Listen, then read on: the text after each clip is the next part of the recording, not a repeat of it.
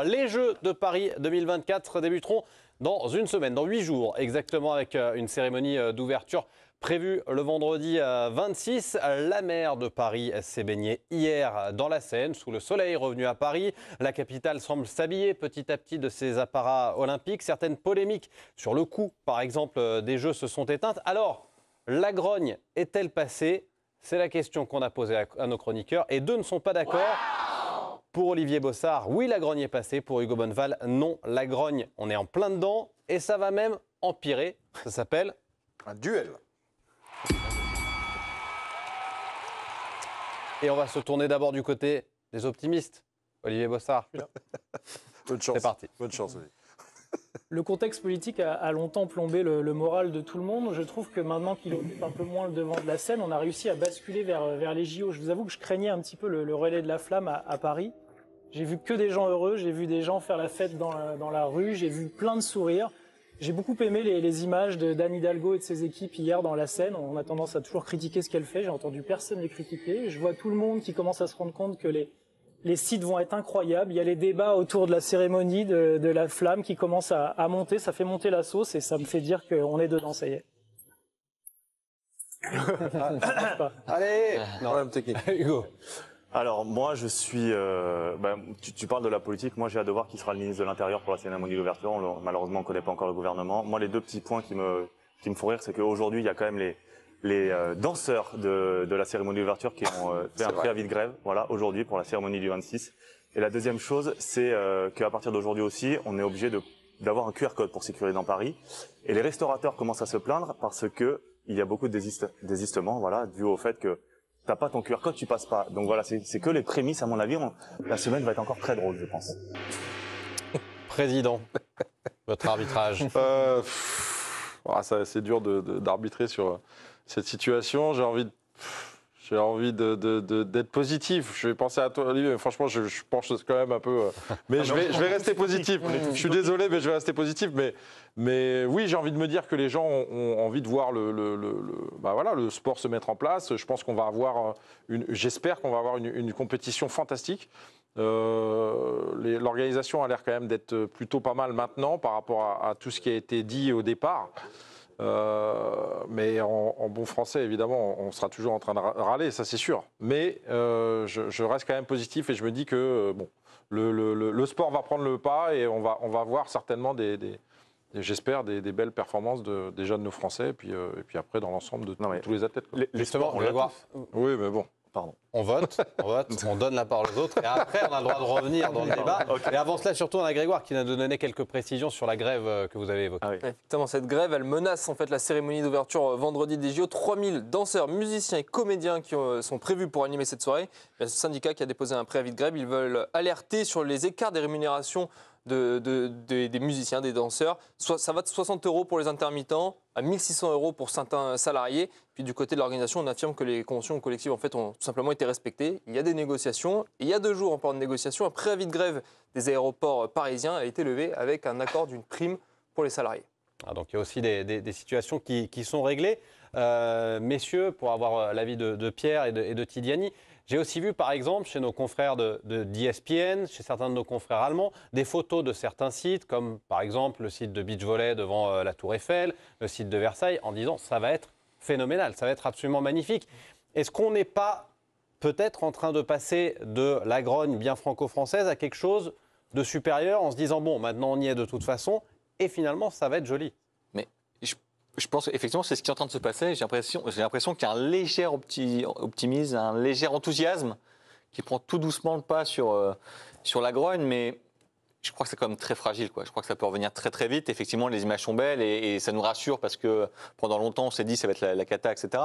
Mais il y a quand même encore des gens qui ont sans doute des raisons de râler. Par exemple sur le périph' avec ta voix en moins. Par exemple les gens qui ont des grilles devant chez eux. Il y a beaucoup de places qui n'ont pas trouvé preneur. On m'a encore proposé aujourd'hui des places pour plein de sports. Enfin, tu vois, il y a quelque chose qui fait que c'est, à mon avis, très fragile. Et effectivement, tu es dans un contexte, tu l'as abordé, social et politique, où il peut se passer, où les Jeux peuvent offrir une caisse de résonance extraordinaire à certaines revendications. Donc attention à son enthousiasme quand même. Pisani. Enthousiasme mesuré aussi. Non pas que je sois un rabat-joie ou un pisse-froid, je fais partie de ceux qui ont acheté des places pour les Jeux Olympiques, qui ont le privilège, parce qu'on peut en parler en ces mots, de pouvoir se payer une place pour aller voir une épreuve. Donc je ne vais pas aujourd'hui avoir un discours contradictoire. Maintenant, il y a quand même quelque chose de réel. C'est qu'on avait des inquiétudes, des nuisances, des dérangements qui jusqu'à présent étaient théoriques et qui vont devenir concrets. Donc moi, ce passage à la réalité, déjà, je ne peux pas imaginer une seule seconde qu'il se fasse dans les meilleures conditions, sans anicroche, sans aucun problème. Donc je me méfie par rapport à ça. Maintenant, je suis quand même aussi globalement d'accord avec ce que dit Pierre, c'est-à-dire que je pense qu'à partir du moment où la compétition va commencer, où on va voir en fait, ce qu'on a été capable de réaliser, nous, en tant que pays, en tant que nation, d'organiser ces Jeux Olympiques, oui, je pense que le sentiment de fierté, il va reprendre le dessus. On va se laisser aspirer par la compétition, on va être enthousiaste et il y aura forcément des problèmes à droite, à gauche. Mais globalement, s'il n'y a pas de gros crash au niveau sécurité, logistique, ce sera des Jeux réussis. Mais aujourd'hui, on voit tout ça se mettre en place petit à petit, une grève par-ci, des problèmes sur les droits des travailleurs par-là. Oui, il y a des soucis à régler. Mais dans tous les cas, et je terminerai là-dessus, pour moi, le gros problème, ce n'est pas le fait que les Jeux soient à Paris. Les Parisiens ont voulu les Jeux depuis 20 ans. Ils sont pris des portes dans la tronche, Londres, il y en a eu d'autres. Mais c'est plus comment on t'a présenté et comment on a écrit en fait le roman Jeux Olympiques. Moi, c'est beaucoup plus ça, je pense, qui pose le problème aux gens, plutôt que 2-3 semaines de nuisance. Messieurs, un petit rappel quand même, les Jeux Olympiques, ça va être quelques millions de spectateurs qui vont venir à Paris et un petit peu partout sur les territoires en France concernés, également dans les territoires d'outre-mer et les départements d'outre-mer. Ça représente aussi quelques problèmes, on l'a dit, pour 10 millions, grosso modo, de Parisiens.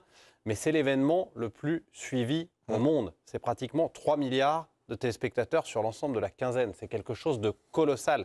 Est-ce que cet intérêt supérieur, est-ce que la beauté, la représentativité de la France que ça va offrir ne doit pas passer au-dessus justement de la grogne de tout un chacun pour rentrer dans Paris ou autre, quoi.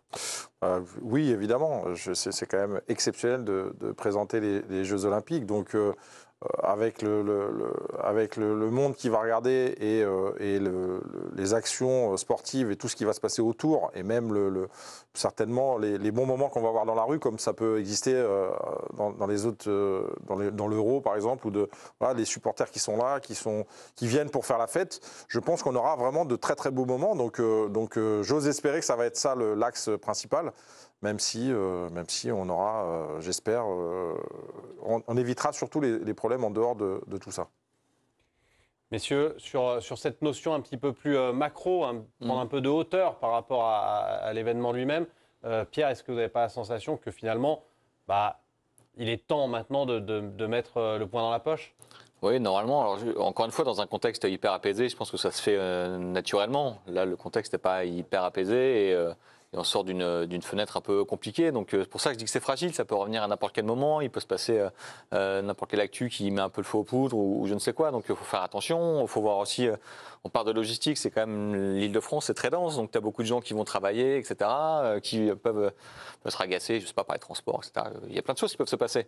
Maintenant, est-ce que tout le monde est prêt à se dire, OK, il y a une espèce de trêve un peu olympique, on met nos problèmes de côté, mais les problèmes, ils sont réels dans la vie des gens. C'est pas un lancer du javelot qui va faire oublier aux gens qu'ils ont du mal à boucler les fins de mois, etc. Donc, tu as des choses qui peuvent dépasser ça. On ne peut pas le maîtriser. Je pense que c'est aussi dans la tête des autorités qui organisent les Jeux. Ils savent que tu peux avoir une grève n'importe quand. Si tu as une grève à la RATP ou à la SNCF, pendant ce moment-là, c'est compliqué à gérer.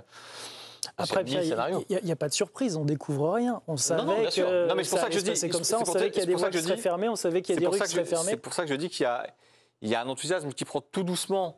Enfin, le roman des Jeux prend tout doucement le dessus sur la grogne qu'il y a eu pendant des années. Et on se dit quand même qu'on est un peu rassuré parce qu'on est capable de faire ce qu'on voit et on arrive un peu à se projeter sur ce qui va se passer pour les gens qui ont la chance de passer à côté des installations et qui voient ça. Maintenant, tu sais que tu es dans un contexte où ça peut péter un peu à tout moment. Donc, et tu sais aussi que ces jeux peuvent être une espèce de haut-parleur incroyable pour certaines revendications. Donc il faut toujours un peu faire gaffe à ça. Mais tu es dans un contexte aussi où je pense les gens ont également besoin de légèreté. Et je Ouais. pense que ces Jeux Olympiques, dans le contexte actuel, peuvent faire du bien. On leur permet les de gens, participer c'est, à la fête aussi. Ouais, mais Oui, après, il y a les ça gens, c'est aussi, une masse t'as un peu raison. Et indéfinie, les quoi. images vont participer aussi à ça. On a prévu tout un tas de gratuités autour des Jeux qui avaient été annoncés en amont, qui aujourd'hui est faux aussi, où les gens se rendent compte que en fait, c'est beaucoup plus compliqué que ça. Et il n'y aura pas toute cette gratuité autour même de la cérémonie d'ouverture qui prévoyait un nombre de 300 000 personnes, puis ça a été réduit à 200 000. Puis, oui, non, mais Question de sécurité aussi. oui, non, mais tout à fait. En fait, il y a plein de problèmes extérieurs et indépendants de la volonté des organisateurs qui, à mon sens, n'est pas gérable d'un commun d'accord, en fait. Et je trouve il y a beaucoup de choses. Alors, utopiquement parlant, et bien évidemment que moi je rêverais que ça soit magnifique. Je passe devant les berges, je vois le BMX sur la péniche, c'est exceptionnel si ça marche. Mais la gronde, je pense que les gens vont encore gronder pendant quelques jours et ça va se calmer une fois que les Jeux seront partis, une fois qu'ils auront vu le résultat en fait des premières épreuves, etc. Et quand même, comme tu dis, c'est quand même très fragile. Et puis, le gouvernement n'est pas encore fait. On ne sait pas qui sera le Premier ministre ni le ministre de l'Intérieur, qui va ouvrir les Jeux. Enfin, il y a tout un tas de sujets que les Français se posent en amont de simplement savoir qui va chanter.